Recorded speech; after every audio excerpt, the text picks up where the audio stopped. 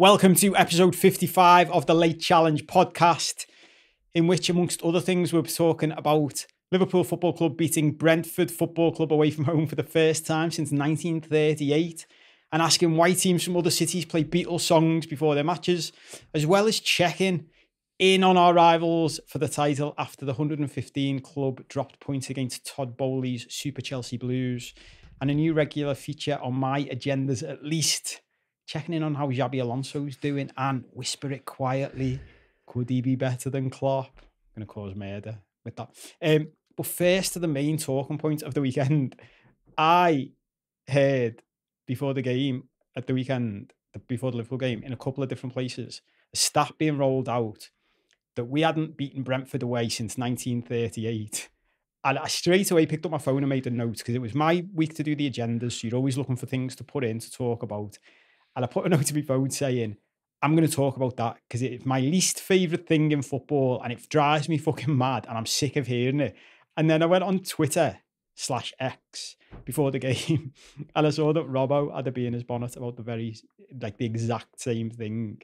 So I thought it was a perfect place to start. And it's funny, it was funny, it actually made me laugh. And I'm like, oh, there's me mate and co-host in it perfect harmony with my thing. So Robbo's tweet was this, for any of you that don't or aren't already onto what I'm talking about. Robbo said, still trotting out the bullshit stats for fuck's sake. First league win at Brentford since 1938.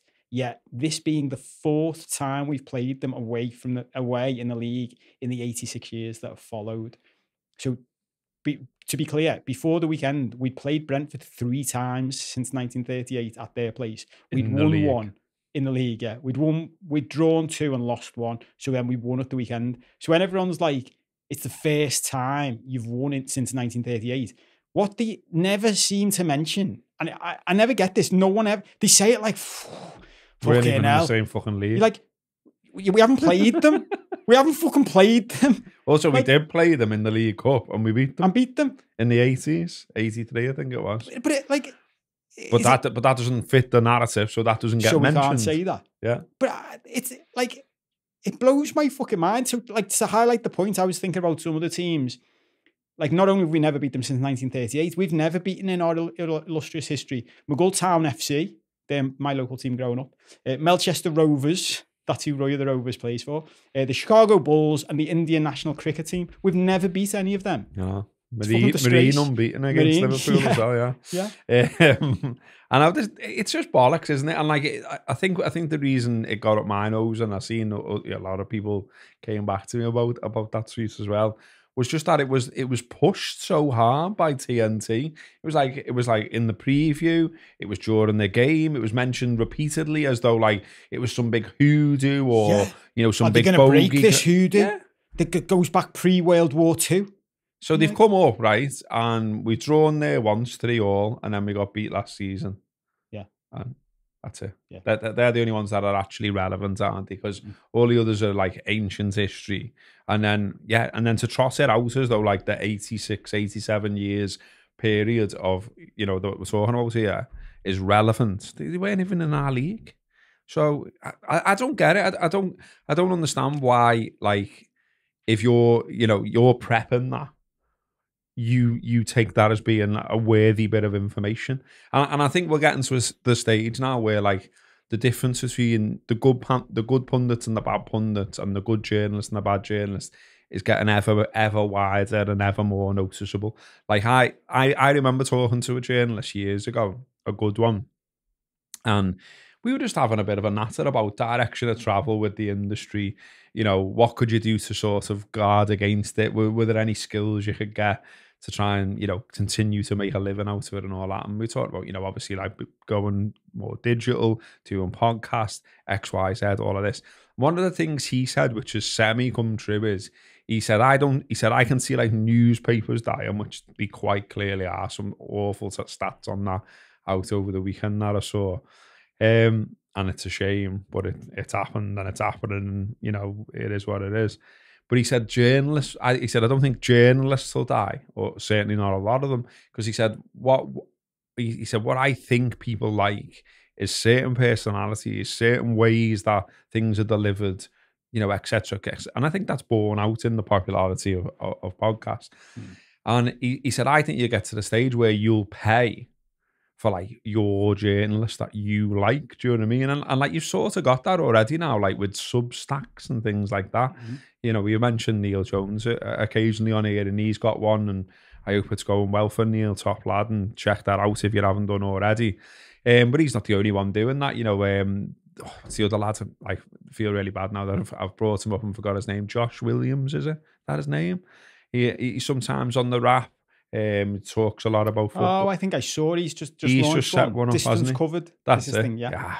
See, that's good that we got there, because that wasn't on any agenda. But yeah, he's set one up, hasn't he? And you know, he's trying to make a go of it, sort of on his own, and it's the same sort of stuff. But it's happening in mainstream media as well. There's lots of people who've broken away from the mainstream because they don't like the being pushed the narrative that you've got to say and the lines you've got to stick to. And that's what I'm seeing as well. It's funny, I was watching something on the way over. Independent media, but it's basically just one person who's set up their own YouTube, their own Substack, their own podcast, and gone, I'll be the journalist. So if you like me and trust me, you'll get my news. Arsenal lad's done well out of it, hasn't he? The one who does Arse blog, and he, you know, that's basically a lad on his own as well. But I think one of the reasons stuff like that is thriving, the independent stuff, is because of how bad some of the mainstream stuff is. And that was a prime example at the weekend. I mean, I don't know whether that's down to Fletch or whether or JJ, or whether they're just giving a load of... I can see you'd love Fletch and JJ. Okay. Fletch and Savage. They sometimes are a duo you'd love. But are they given a pile of notes and they're just, or is that their prep? I mean, I think if you're the lead commentator, that's your prep. That's how I would think it. Well, they're given a stats pack, aren't they? I think. Yeah, they often reference that. Yeah, but like, you know, information in it. We went to a stage at the wrap of interviewing quite a few of them, you know, during COVID and stuff like that. So, you know, and I remember like interviewing Clive Tilsley and what have you, and like, you know, he's sold some of his notes, hasn't he? Like framed for like big games and all that, and they're unbelievable and they're great, and you can see the homework that's gone into them, and it's not bullshit like that. It's not like this sort of like, you know, gaslighting that Liverpool have got a problem at Brentford or whatever. It's stuff that you actually want to know. Yeah. And I think the skill with someone like Clive is, when you listen to his commentaries, it doesn't feel like it's crowbarred in. You know, he doesn't talk too much, does he? He talks, and it's good, and he comes out with some cracking lines, and we've all got lines from Clive that, you know, stay in your mind forever or whatever.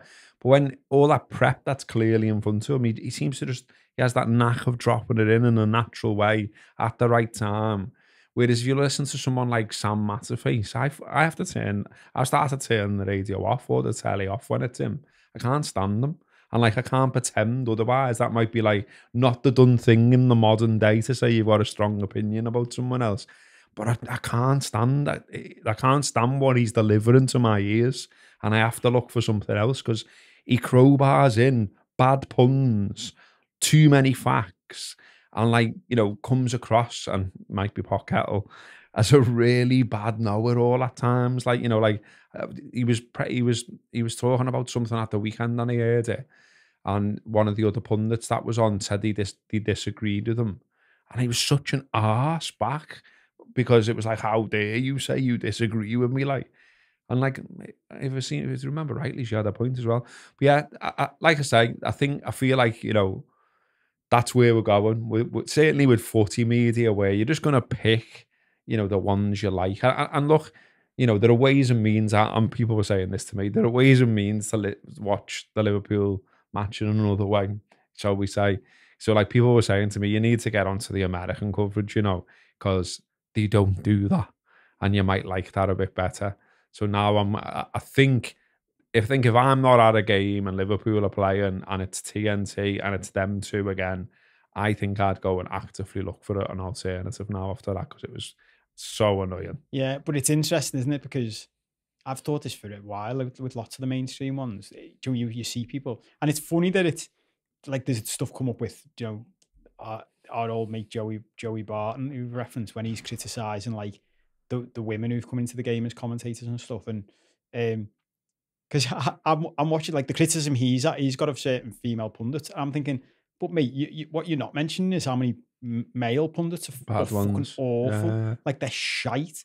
And you know, we've had chats with people behind the scenes where they're like, yeah, there's certain people again who turned up really well prepared and they've got loads of stuff to say, and then others who just rock up and just fucking spout shit, and you're sitting there next to them thinking, and we're like, yeah, you can tell, and you're watching it own going, you're not adding anything to my fucking knowledge of this game. But again, that's why fan media has also been popular, because people have started going, well, we'd rather hear you talk about it than them. And it's funny because when you mentioned Clive Tilsley, I was thinking, I bet you the difference between a Clive Tilsley and I couldn't even really tell you. I know who Sam Matterface is, but I've never paid enough attention to him to be able to compare. But I bet you, like, there's something that Tilsley would do, and I think you see this in any great interviewer. I was thinking this at the weekend watching.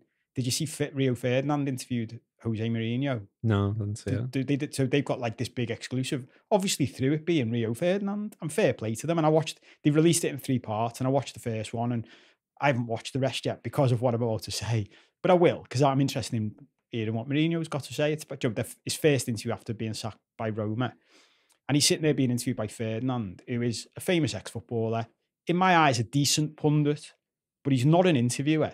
And he's got his mate with him, who I don't know who he is. I think he's just some fella who's his mate, and he does his podcast with him. And he's, look, we do this. Everyone's open to criticism. Everyone's entitled to their own opinion on us. Did he have a beard? Yeah. It's not Howsam, was it?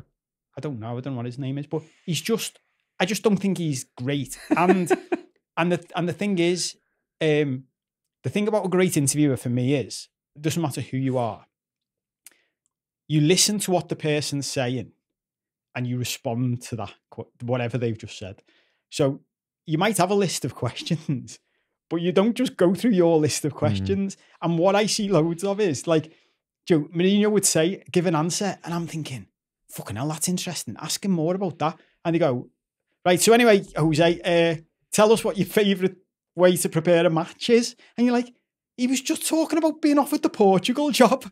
Ask him more about being offered take him down the foot he wants. He's mentioned it himself. He volunteered that information to you. Didn't he say England came for him as well? Yeah, well, that's in the one I'm about to watch. It'll be interesting, because I think the great interviewers, you end up with people on an interview going, I've never talked about this before, but they're just being led down a path because it's a normal conversation. And I think that, going back to the Tilsley thing, I bet you if you looked at Clive Tilsley's notes, why he's so good is he'll probably throw away 50% of his prep. Oh, yeah, easy. So he's made all his prep, and he's going through and going, that's the time to throw this in, but I'll leave this other one out because it didn't turn out to be relevant. Whereas the others are going, well, I've prepared this, so I'm putting it in. And look, I'll blow a bit of smoke up our arse for this. It's one of the reasons we joke about we often don't get through agendas, because we just go where it fucking takes us. And I notice you do it when I'm looking at your agendas, and I know I do it on mine. As we're talking, we're sort of editing in real time, aren't we? You're looking at that and go, well, I'll just fuck that off now and I'll skip it, because don't get me wrong, sometimes I'm sure someone will come back and go, well, you seem like you crowbarred this in. Of course, sometimes we crowbar something in because we think, well, it's still a bit relevant and it's funny, or, you know, it's worth it for the power of it. But I think that's the beauty of like doing something. It's like, well, that's why it's good to listen to, because it actually makes it sound like it's just a conversation. And it's funny, isn't it? Like whenever you think of anything that's brilliant, I remember having this argument once with my uncles about Barcelona under Pep. And they said to me, it's Guardiola's football with Barcelona is an example of how simple football is. And I remember going to them, no, it's an example of how naive you are about modern football. And they were like, why? And I went, because you think he's saying to them, just go out and play. He's not. It looks like it's dead simple because of how much work he's put into it. Like, it looks like they're just making it up on the spot because of how much they've practiced, that it looks natural. And that's the same in comedy and acting and all performances, isn't it? And I think that's the bit that's missed by the... And look, the reality is, in anything you do, there's going to be people who are brilliant at it. And there's a league table of good pundits down to bad pundits. And I mean, the Brentford one, you know... it wasn't just the stat thing. So, like, you know, people might be watching or listening thinking, are they just going on about that? They said one stat. It wasn't just that either for me. It was like, it was the way, like, kept going on about like Brentford being like dominant and Brentford like creating loads of chances and things like this. And I was watching the game thinking, am I going mad here? Because that's not what I'm watching. And like, they started much the better side and all this. And I actually ended up like, I was sitting there and I was going, okay, on any basis of I was questioning myself, going like, am I biased here? I probably am. I'm a Liverpool fan, of course, of supporting Liverpool all my life. So I was getting up a few of the stats apps, and I was going, okay, the fucking XG is 0.2. So they've dominated, yeah, and like created fuck all then, basically. So that's not dominating then, is it? Oh, they haven't won a corner, but you're saying they're all over us. And then I was like, it just isn't true. And they kept saying it. And it was like, I don't get why it felt like, and I know like, you can be a bit tin hat about these things, but it felt like they wanted to sow a narrative of Brentford are going to lay one on Liverpool here. And like, I said before the game, like, it did have a bit of a hint of a banana skin type fixture about it in terms of a side that, we've gone there and got beat last season. We've gone there before and drawn not so long back. The good at set pieces. It's half 12. All of those things. But and that sound, if that's your mindset when you're the commentator, going into it before a ball's kicked, if you said all of those things to me and I'm watching, I'd be going, yeah, fair enough. But once the actual fucking game's played, brush that to the side and talk about what's actually unfolding, like, and hopefully add little bits of insight along the way. That isn't, here's a crowbarred stat that doesn't stand up to any kind of scrutiny because Liverpool went there in '83 and won in the League Cup anyway. And even Klopp was saying it, wasn't he? Like, after the game, he says in one of the interviews, he did, oh, apparently we haven't won there since 1938. Yeah. Like, no! Yeah, I know. I saw that bit and I felt like throwing something through the screen and going, Jürgen, don't fucking buy into their shit. Imagine if you went to him, we haven't played there though, Jürgen. Like, oh. And we have in the League Cup and we won. And we won. Oh, right. Yeah. Okay, why is everyone saying 1938 then? Yeah. Well, because you just want to ignore stuff. It's like the bullshit about like, blah blah blah, the top scorer in Premier League history. Sam, mate, okay. So before 1992, there was football, and does that not count now? No. And that does me head in. Like just be honest about. Well, what Ian Rush did counts, and I know some of that was in Premier League history, but also some of it wasn't. Yeah. But he's still playing top flight English football, and he still scored this many goals. Therefore, that should count in the conversation, and we shouldn't only just talk about Alan Shearer. Well, the funniest thing I think comes with that when Gary Lineker's forced to like wheel out those stats. And he's sitting there with Shearer there. So Shearer's obviously at the top of all those stats. And Gary Lineker's always like, he's always got a smile on his face when he's saying them. Because he's in our camp, isn't he? Because he's like, hello. Yeah, what about I was all right, I Yeah. scored a few goals, But I know that doesn't count because it was before the fucking money came rolling in. But you know what? Perfect example because we wanted to talk about the game itself. And I'm skipping the bit about them playing Hey Jude before the game, which... we haven't got time to talk about. No, I think it's wild. Because it was like the game itself. Just if you forget, because I was the same as you. Like I'm watching even after the game, they're like, "Yeah, tricky first half." And Thomas Frank came out and we dominated the first half. And you're like, But for me, I just looked at it, and I often think this with footy: you take the emotion away, you take the commentary away. You look at the game, you watch it back. I used to do this for the rap loads when I was doing the review in the early days, and I'd have to watch it twice. And it was dead funny because I didn't have to watch it twice, but I would. Your views watching it the first time with emotion when you don't know what's going to happen, and then your view of the same game when you watch it, knowing what happened but without emotion, completely different. Because you end up watching things and going, yeah, they had the ball for 10 minutes. They didn't get anywhere near our goal. and I was going to say to you, because to me, it was just, tricky away game, potential banana skin, but we actually walked away from it going, dead professional, solid performance, battered them pretty much, could have scored more with big chances that we missed, and, set a few mad new records along the way, which this team loves to do and we'll come on to. But the big one I wanted to mention to you, and we've been at we've been guilty of doing this from a Liverpool perspective, and I saw City was the same against Chelsea the other day. I'm starting to think that another stat that people love talking about, which I'm starting to realise is just a bit fucking pointless, is total shots. Because I think that's what played into it in the first half. It's like in the whole game, we both had 15 shots. And I'm like, and what? Like their shots were like, they're playing around outside our box, and low then quality. someone just has it like scuffs a shot from 25 yards that like dribbles wide. And as a Liverpool fan watching that, I'm like, sound, shoot from there all you want, mate. And our defenders and our goalie are like, job done. That's what we're here for. Thanks. But on the stats and the commentary, it's like, whoa, this fucking plays into our. They've had 5 shots in the first 10 minutes. Like, well, I couldn't give a flying fuck how many shots they've had.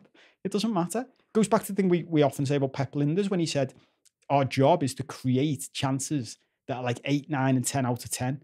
We don't want to have loads of shots from the edge of the box. We've seen that with this Liverpool, haven't we? Like, I think you've seen that. You know, that's why I find it fucking infuriating, by the way, that, like, stop doing it, everyone.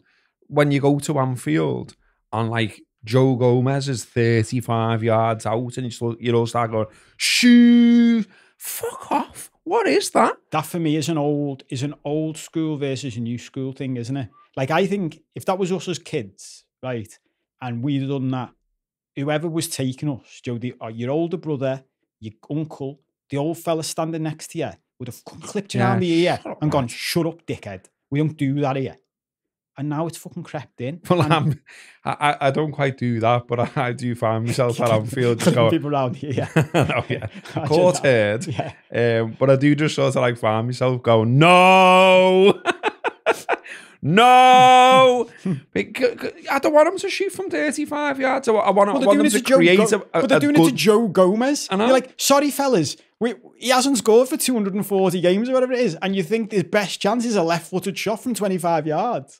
Fuck off. It's mad. It's wild. And like, you know, like, as you said there rightly, they have, you know, they worked with all like the mathematicians and all that, didn't they? Probability of scoring type of thing and all that. And you can tell you've seen it, that they'll be patient now. You know, like they sort of surely should have taught us a better way to watch the game. Just be patient, chill the fuck out. Liverpool will create chances. That's how they play football. And yet you still got this shoe bollocks. And it's like, well, one, how many goals come from 30 yards or further out these days? Not many, I would venture. I haven't got the stats in front of me. And look, I love one that flies in from distance. Who doesn't? We're all kids at heart, like we said so many times on here.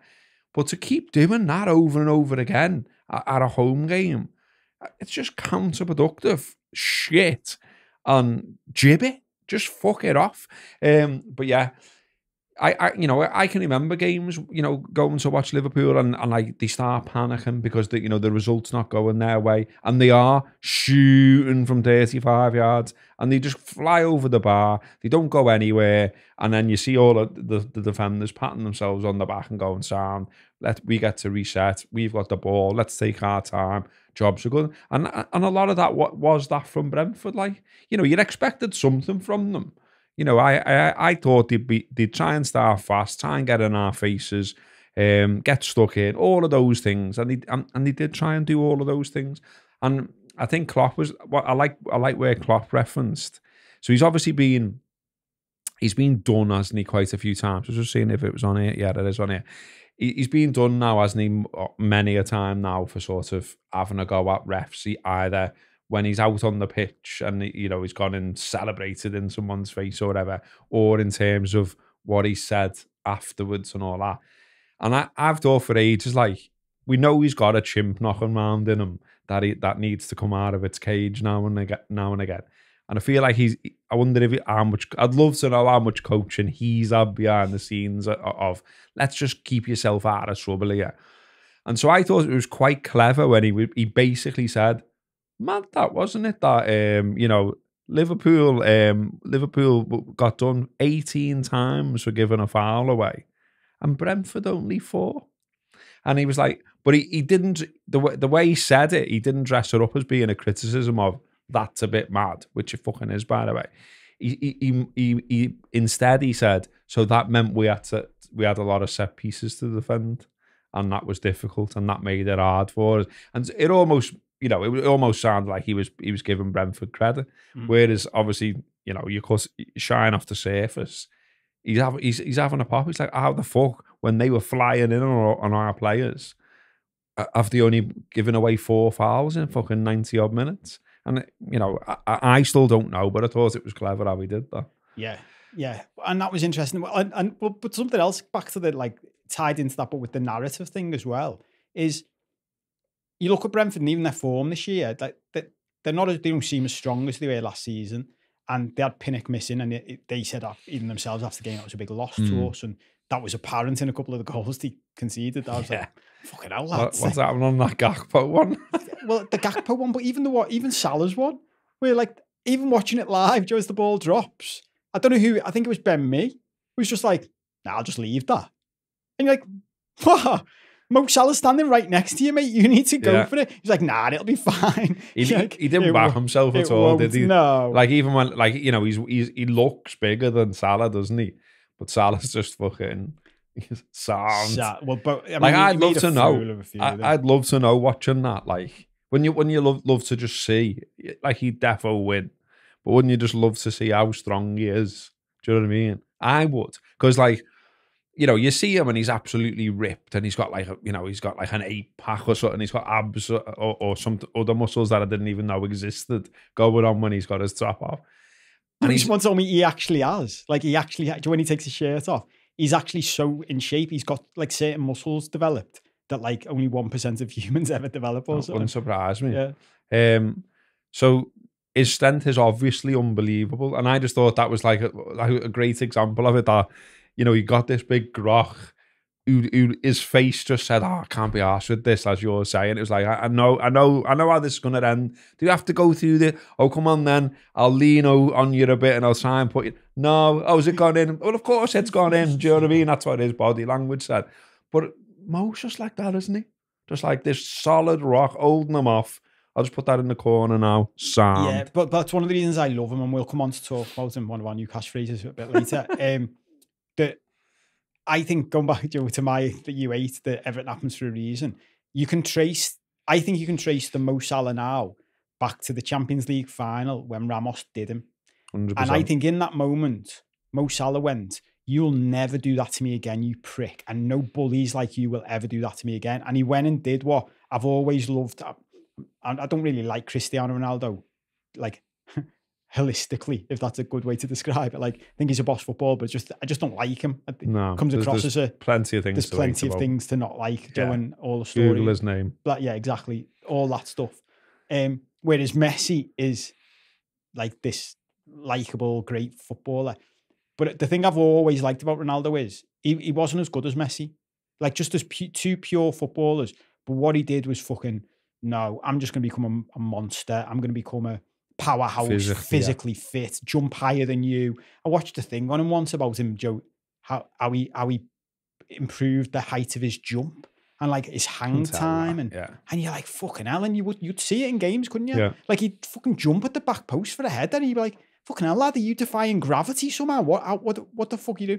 And he'd worked on that. Salah from that Champions League final, that's how he became the beast he is now. And people did talk about that on Saturday in the commentary.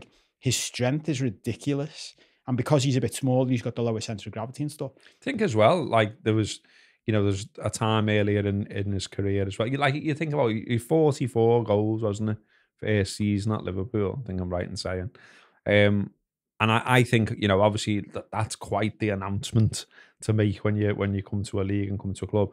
And there was definitely a stage where we as Liverpool fans were all saying, is he just not going to get any protection from the refs here? No. And they were throwing him round all over the show, elbowing him, shouldering him, and I can remember him getting off the turf so many times and being like, any hopes, lads? Yeah. And that seemed to go on for a while. And then I think you're right. I think, that coupled with Ramos, he's just gone, right, watch this then. If this is the game we have to play, then I'll go and look for another way I can get my advantages. And look, you only have to sort of. He doesn't do too much, does he? He likes to have a bit of an air of mystery about him, and like doesn't really do media too much. Don't hear too much about him as a person or anything like that. He just sort of, you know, he's on a little bit on the down low for an absolute superstar. But I always love that one about Ben Foster, you know, where he's gone up to Ben Foster and said, like, you know, it was it if I'd have got a penalty, what way would you have gone? Yeah, just out of interest. Yeah. Like, yeah. And it's like, that's interesting, isn't it? So like they've won the game and he's still looking for some little competitive advantage he can take into some other occasion. Yeah. And Ben Foster was impressed, wasn't he? He was saying himself, never known anyone else to do that. Yeah. But that just shows you the difference, doesn't it? And I think we mentioned last week, and it was Ferdinand talking about this when he moved to United, and that's the difference in level. Like, and it was funny. Do you remember the other week when it was him and Harvey Elliott? I can't remember what match it was, but it was him and Harvey Elliott being interviewed on the pitch after the game, and he was basically like giving Elliott advice, like there, and Elliott's like laughing. It was like he was giving his son advice, and he's like, "Yeah, I'm always giving him advice in training." But it's like they're getting to see, and this is the thing about the environment that someone like Klopp creates, and you get in this like ecosystem of a club like ours now, and this happens at City, and it happened in the great United sides and our great sides in the past, is the difference between, Joe, you've seen what's happened to some young players and new signs come into the United ecosystem, and it eats them up and makes them worse. You have young lads coming into this, and they're like, so who's the example of how we should be? Like, the best player in the world, one of the best players in the world. What's he doing? Is he lazy? No, he's the hardest working. Like, oh, what's he doing? He's doing everything he possibly can to be the best. That's how he's the best. And well, let's throw it in now because we were talking about it. Like, it's funny, isn't it? Like, I think you tweeted this to the people, Joe. There's that thing that everyone rolls out now. It's like there's loads of stats when someone else has done something, and the line is always, they're the best other than Mo Salah. Yeah. And it always makes us laugh because you're like, but he's put himself in another category and one of these. And this is partly the Premier League thing we were talking about before, but it is what it is. Mo Salah has now both scored and assisted in 30 different Premier League games. Only Rooney, Henry, and Shearer have done so more. And so he's done 30, Shearer's done 31, Henry 32, and Rooney 36. So you would think, I mean, he might even top that this year, mightn't he, the way he's going. And this is a fella who, after that first season, people have still questioned. And you're like, it's mad that anyone questions. He's come back from games away and injury, and this is him thrown in when he wasn't meant to be coming on so early. No. And he's just like, yeah, sound, I'll just get back into it. Hasn't played since Newcastle. And just comes in, assist, goal, jobs are good. And like, you know, a little bit of sort of incredulous, I can't even say the word, surprise that that he cocks up a chance. But then I love the way he just like buzzes off himself on that, and he's just like, it's almost like he has an expression on his face like, be another one in a minute, watch this. I use him as an example in coaching, right? Just in general coaching, about the attitude to have to life. Like, he 99 times out of 100 when he misses a chance, he laughs, he smiles, because his attitude is, yeah, of course, I have to miss chances. And that's just the way it is. And it's funny because I want to take us nicely on to talk about like another striker who I think Darwin Nunez, people like Darwin Nunez, it's always funny watching the difference between how he's treated by his own fans, especially when he's a Liverpool player. It's different at other clubs, but we take to players like Nunez, and then when the rest of the country are questioning them, it almost makes us support them more, doesn't it? And I fucking love him, and I think it's fair to say that's the general feel amongst most fans. And I know there are people who question him, and we've said, it's fine to question him and doubt him and say, look, we expect more from him and stuff.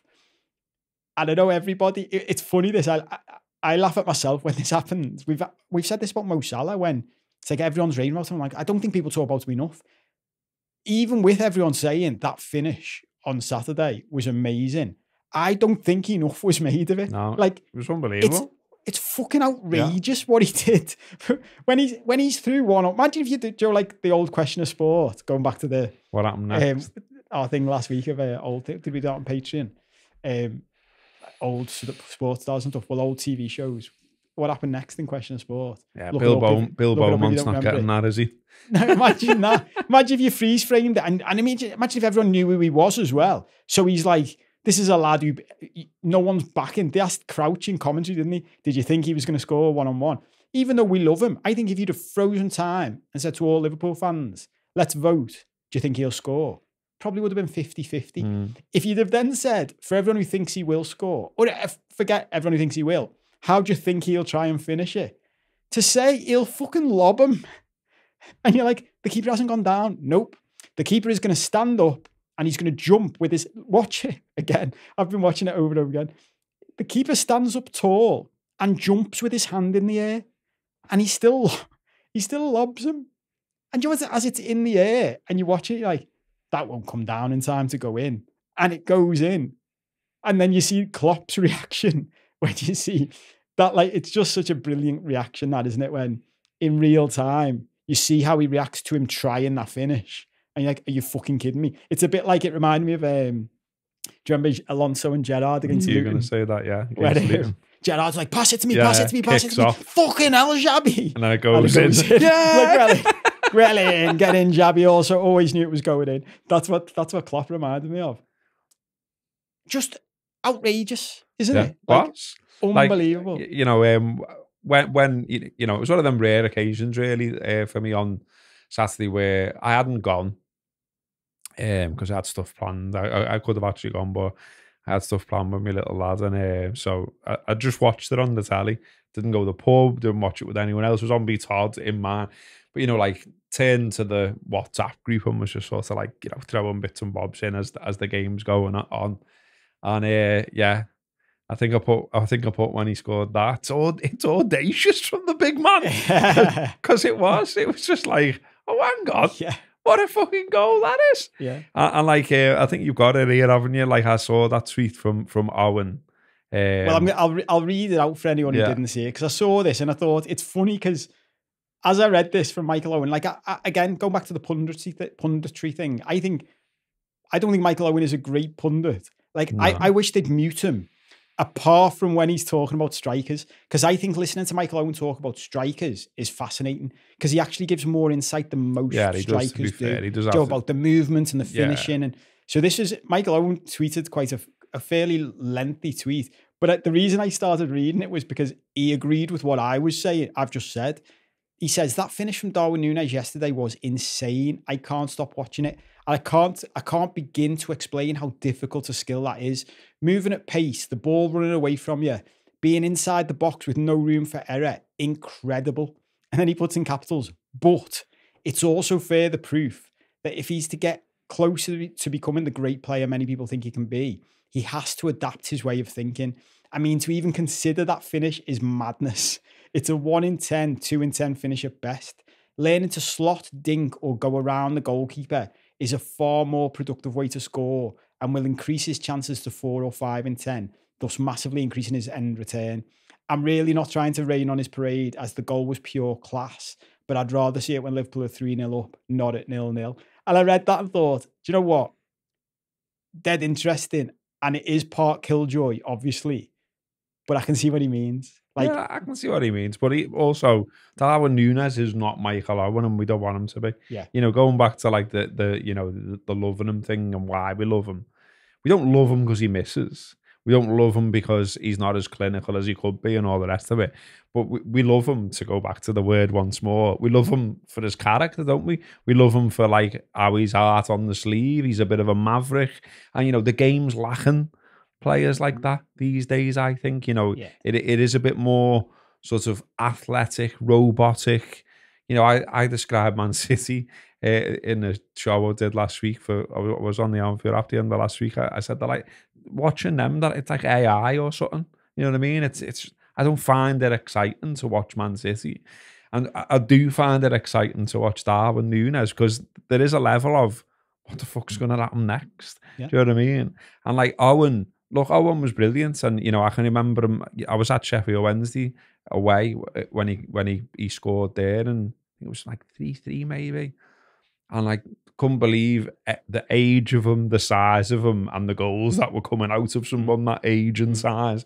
And he was unbelievable. He was clinical. He was almost robotic in how he is robotic, full stop, isn't he? So you know, Nunez isn't him, and we don't want him to be. And so I get it. I get what he's saying, and there is some value in what he's saying. And you think about like Nunez's goals at Newcastle away.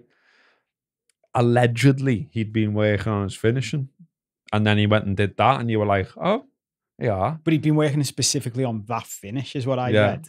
Like hitting it across the goal Yeah. first time cleanly. And that's fine. So, yeah, it's a bit of both, isn't it? Like, you wouldn't want him to lose what he's gone and done there. No, I'm with what you're saying. And this is something it's funny actually, like in my other stuff that I'm about to start doing more. We were talking about off air before we started, like getting a bit more consistent in doing stuff. It's something I don't like in like the personal development world about advice people give. What most people give advice in is how to be like them. Yeah. And I'm always like, no, that's not the point of life. The point is to be the best version of you.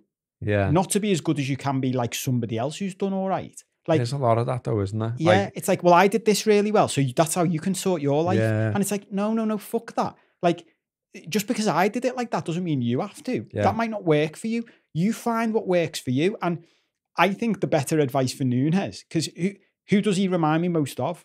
His countryman. Like, he reminds me most of Suarez. And he's even got remember Suarez's, we've said this, but Suarez's first season when just fucking couldn't stop hitting the post. I know, yeah. And we were all like, fucking hell, imagine if he stopped hitting the post and just put it an inch inside. And then he did. And you're like, this is the best fucking player I've ever seen in my life. Suarez never became predictable, did he? He never developed a finish. He was just like, watch this. I'll just get better at being the maverick. I'll just get better at being the lad that no one's got a fucking clue what's going to happen and no one can play me. In fact, as I'm saying that, the only thing that springs to mind that he did do that was predictable was that thing where, and I think everybody should learn how to do this, he'd go to run past someone in the box and just chip the ball towards their hand. To win the handball. Handball. And you can imagine him coming every time. Got you again. But there's a joy to the individuality, isn't there? Of course there is. It's like you say, that's in every respect. In it for, yeah. Like, even when you mentioned the corporate world there, tangents are there, but like that's why like LinkedIn fucking bugs me so much. Like everyone tells you that in the modern world you've got to be on it and you need to be seen there because it can lead to opportunity and all the rest of it.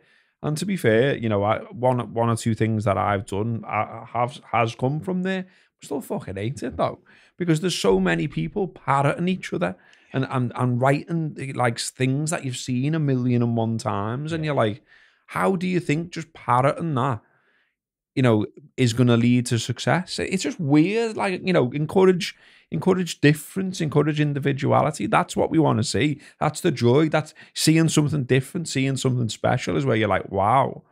And like, I get it if you're saying, because, am I contradicting myself here about what we said about not shooting from 35 yards? I get it if you say work towards a point where you've got a better chance. And I'm all for that, but don't coach them to the extent where you're saying, like, are they getting him back when they're analysing that and go, don't do that again, lad? I want him to do shit like that. Do you know what I mean? And look, we've been on here, haven't we, and said at times he can be infuriating. And look, I think the manager, as ever, summed it up the best way you can sum it up, really, where he said, can he score more goals or should he have scored more goals? Undoubtedly. Can he be in the position to score more? Can he improve that? No. Like, because every single game, he's rattling off shots. He's in the right places. He's causing people problems. And I think, there's some stat, I meant to send it to you, Soz. It was something like, in games that he started, we lost 1 in 39 or something like that. So that sound about right? Yeah, well, because whatever you think of him, he's a fucking pain in the ass if you're trying to guard the gate. Exactly because you don't know what he's going to do next. And that's the beauty of him, isn't it? Well, I think that's the thing. We've mentioned it, and I don't think this has been said enough in the mainstream. Like, when they're criticising him for big chances missed and all those stats that they love. Like, if it wasn't for him, there wouldn't have been a fucking chance at all. And you see it when he's not there. Like, we don't create that chance without him. Did you see, I tweeted this, Barney Roneg in The Guardian? Yeah. Like, he's an incredible writer. I think, like, his turn of phrase sometimes is just, you're like, oh yeah, that's why he's writing for The Guardian and I'm not. And he wrote this, and I loved it because, like, I woke up and like just going through some of the papers and that, read this and it genuinely like just made me smile. And I thought, what's that?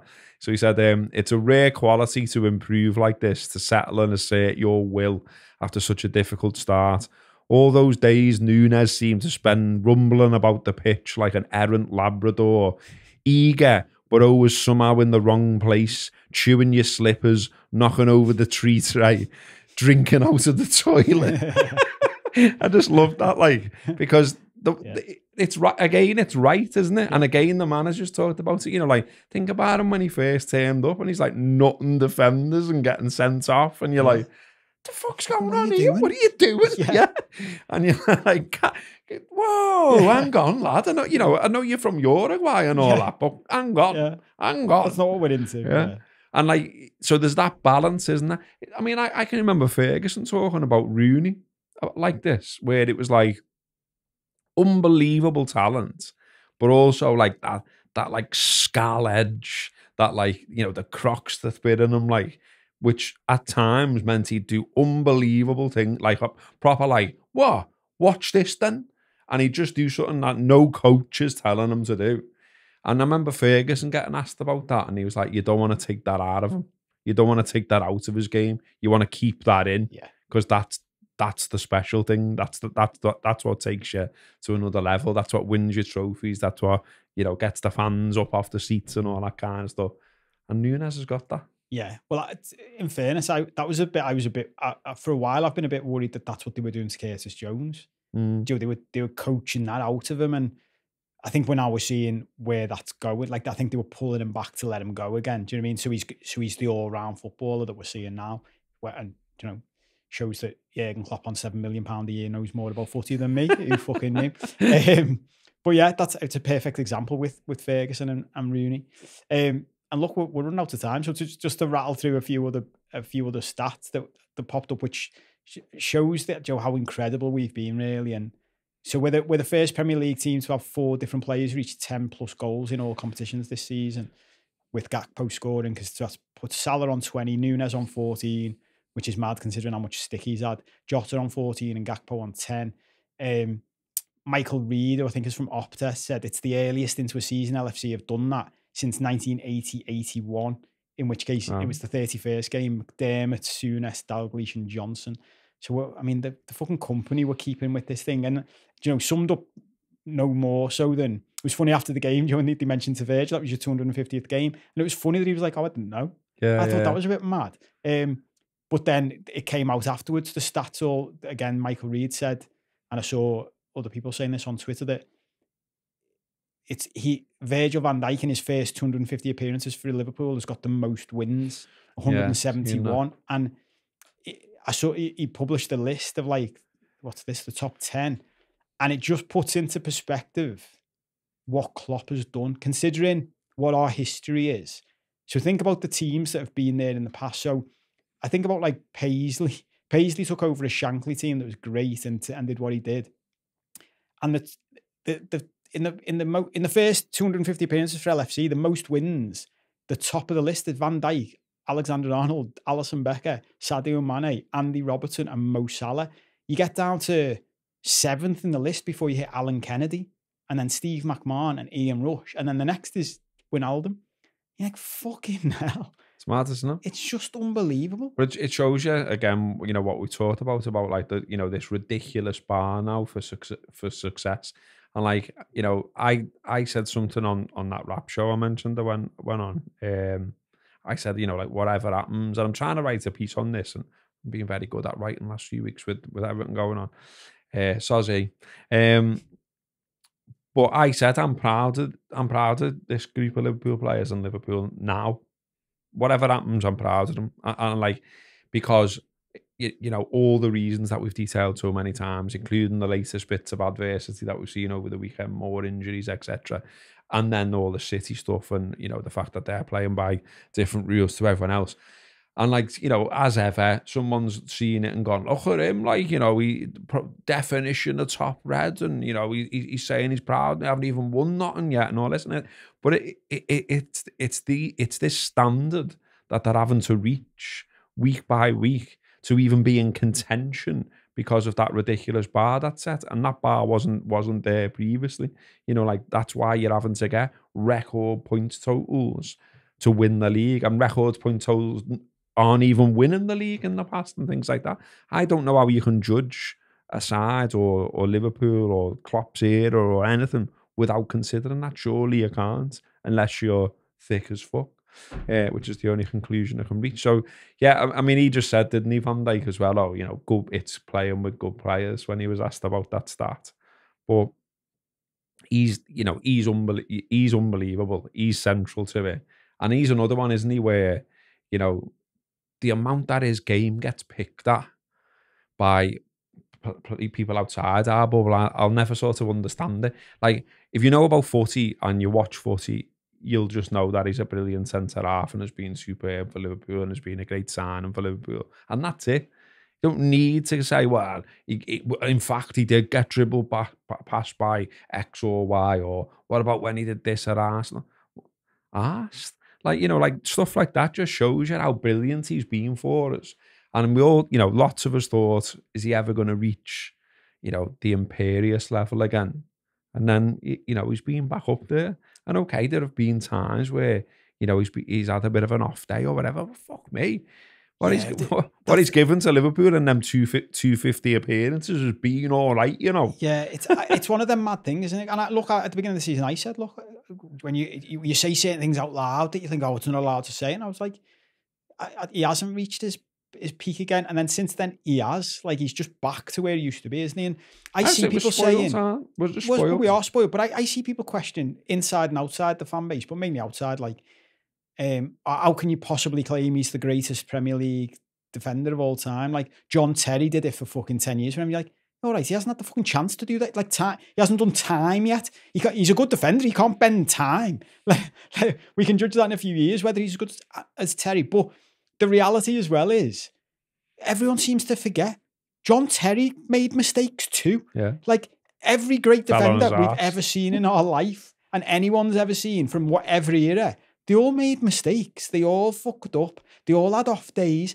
They all had a striker make a tit of them. My favourite thing of Carragher is, I was at the game away at Highbury when Henry just sat him on his arse, and you're like, you can see Carragher being like, fucking hell, I do not like playing against you. You're fucking too good. That's life. That's just the way it goes sometimes. He's been unbelievable. And I mean, the reality is that record and him being at the top of it is no coincidence, is it? He came into our side with Becker and just transformed everything. What an unbelievable signing. We'll wrap up by having a little chat about the title race, and we'll push Xabi Alonso watch into the Patreon if you want to come over there and hear us talk more shite. City obviously dropped points, which was unexpected but nice. So if they win the game in hand, there's likely only going to be 2 points separating the top three and a handful of goals. And going back to what you just said, there's a realistic possibility this year that the third place team in the Premier League will get 90 points.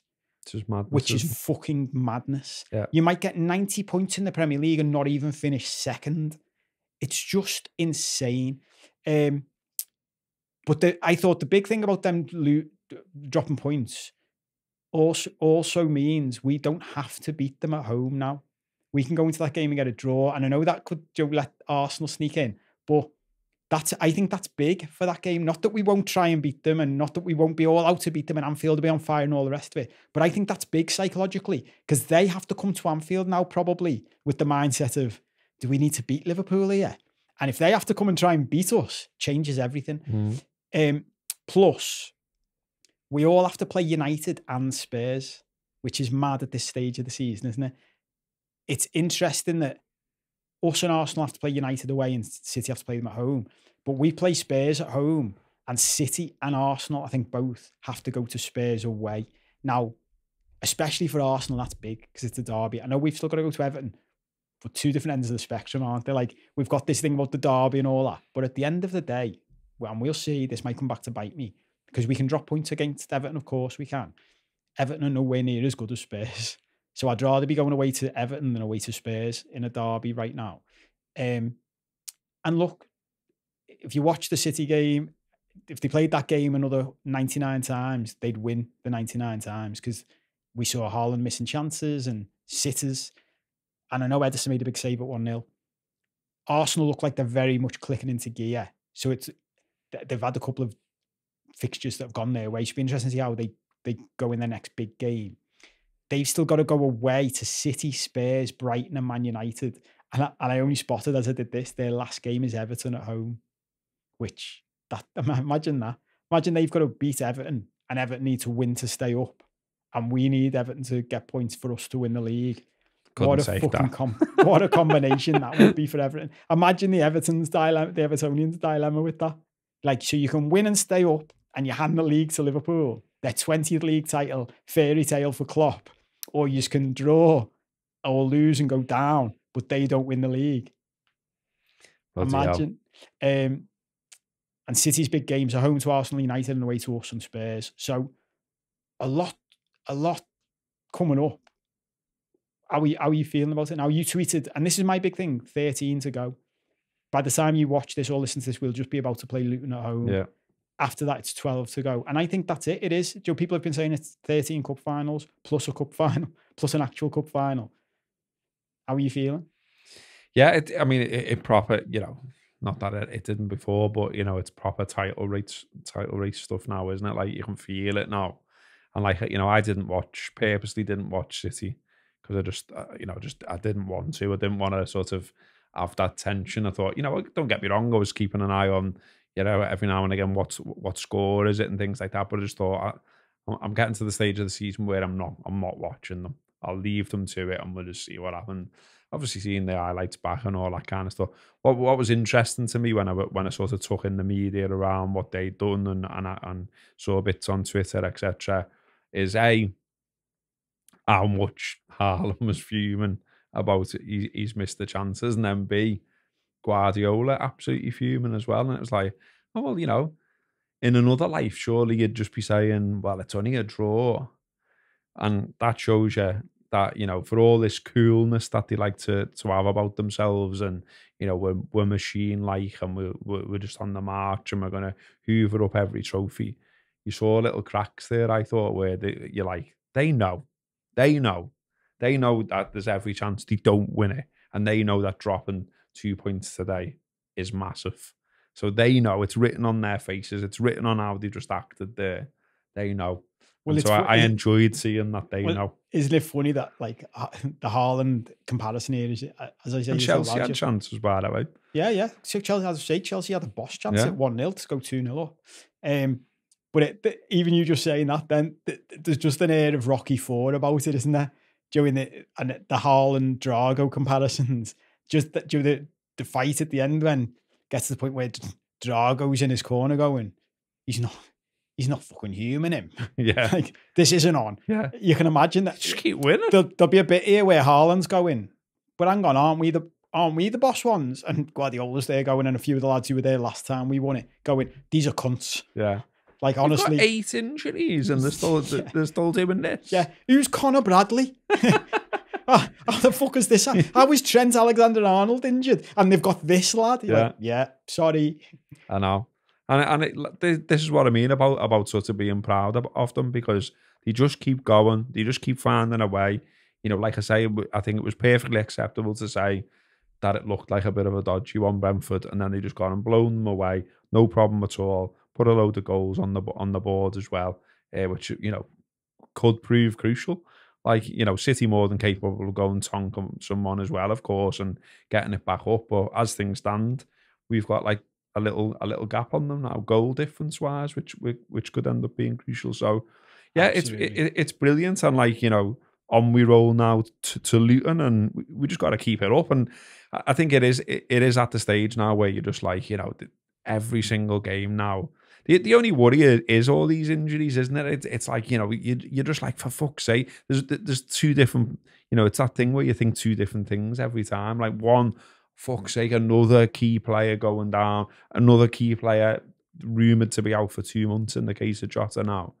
But then equally, there's another part of your brain every time going, they'll just find a way though. They keep finding a way. There's so many players there. Like, there's a report I just read before we just started, which I hope is not true, about saying Salah's felt I know, something. did you read that though? Fuck's Did you sake. read it where it came No. from? Egypt, wasn't it? Someone from it, like someone from the, I don't know whether it was ex-national team or national on Egyptian TV saying, yeah, I've heard Salah might be injured. Hopefully it's not true. It might be though. And you're like, what the fuck are you talking about, mate? How come you've got that scoop and nobody else has? Well, it was the same with the Jota one. Like, everyone's reported it, isn't it? Haven't they? And look, it might be out there properly by now because obviously Klopp will do his press conference before Luton and all that. But it was like reports from Portugal. Yeah. Like, who from? Yeah. How quickly he's flown back to Portugal and been sorted already. Just some lad smashing the Super Bock or whatever it's called, and just like ring, it was out for 2 months. But you know what? I think this is something about, you just touched on that. We'll have to wrap up, but we could talk about this for ages. Maybe we'll jump into it on the Patreon. The Jota thing's interesting because if that's true, that report, it's like he's getting injured just as Salah comes back, and he could be back for the run-in. And I think there's just, Klopp referenced this last week or the week before. There's been this like weird thing this year where like lads have got injured just as other people have stepped in. And don't get me wrong, we have had a couple of things like Quansah being great out the blue and Bradley being great out the blue, and that's made a massive difference. Jones randomly playing right back. Yeah. But this like just serendipity, is that the right word for it? Like just seems like Endo comes back from the Asia games to allow McAllister to play further forward just as Jones gets a knock, and you're like, oh, hang on, Salah's back. Imagine Jota coming back for the last like 5 games of the season to give us that boost to get over the edge and he's had a little rest in the meantime. If he comes back in the form he's been in, I don't know. And look, to wrap it up, to go to the bookies, that we always like to mention what the bookies are saying. And I used to be a betting man and I'm not anymore, but always think the bookies know what they're talking about most of the time. All of a sudden, City having been odds on the entire season, they're now down to evens and we're down to 7-4. Arsenal are also being pulled into 7-2. But that's the bookies going, this is getting interesting now, isn't it? So, and also think, seeing a bit of a chink in the City armour, like, even the manner of like Sterling's goal, it's like, he does that turn. Yeah. He always does that turn. He played for you. How many times has Kyle Walker done that against him in training? It's like, oh, fuck. But it's like, you think, I don't know, we're all looking for signs. It's like you're thinking, is it just getting to them this a bit? Well, think about the way Chelsea looked human, didn't they? I mean, if you see the Chelsea chances that they didn't even get a shot on target away from, and you look at the way we play, playing like that against us, our forward line would be like, Salah running in around the back, Nunez and Salah, like, all right, we'll have this every day of the fucking week, lads. So, yeah, because they look. I mean, they can still go on and prove you to be a tit at any point, obviously, because of the resource they've got. But they do look like a little bit open, a little bit ragged, like they give you a chance a bit more than they have done previously. Considering they play with 4 centre-backs, do you know what I mean? And this is the bit no one likes to really talk about. But anyway, look, we'll have to wrap up because we've been going for ages now. We're going to go and do the Patreon show straight after this. So if you want to hear us talk more about this, maybe we'll talk more. We're going to talk about Xabi Alonso. We're going to talk about the bald ref conspiracy that we didn't get to last week, and about how the world's going to turn into even more Black Mirror than it already is. If we've got time, we can't fit it all in. If you want to join us over there, look for the link underneath the podcast or the YouTube show.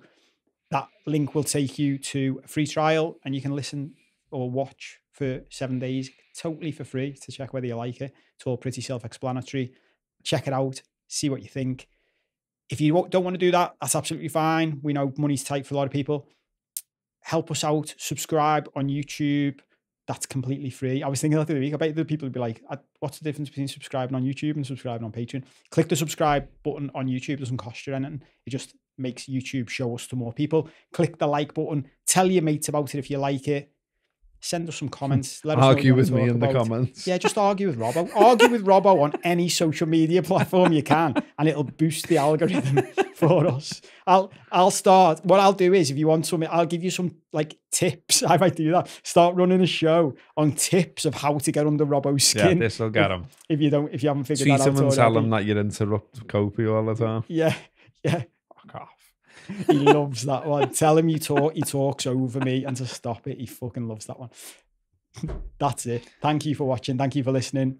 We love your support. As always, see you next week.